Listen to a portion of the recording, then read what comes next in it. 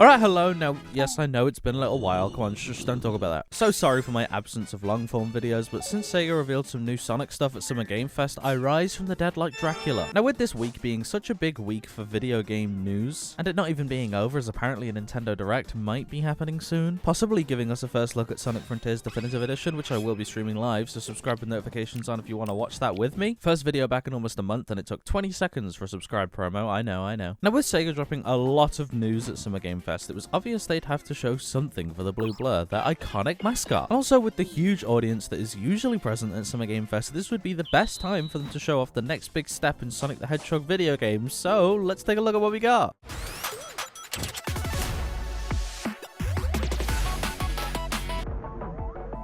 That's it? That's The next Sonic game. That was just a Video game that already exists with Sonic in it. What a rip!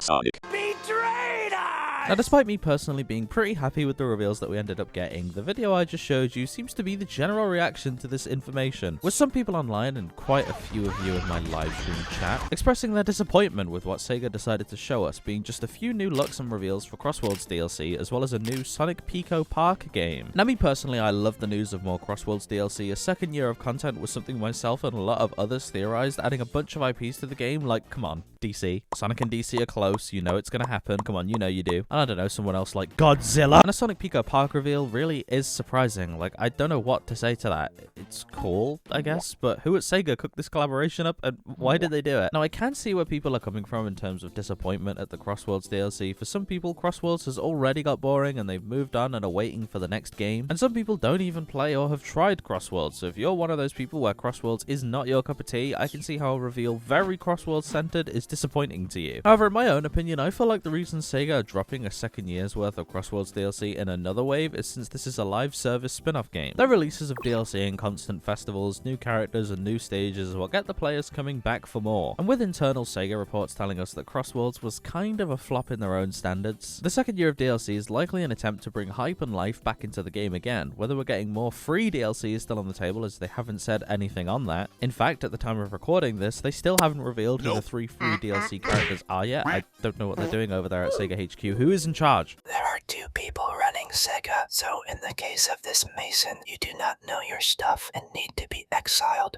from the Sonic community. Twitter, please cancel this man immediately.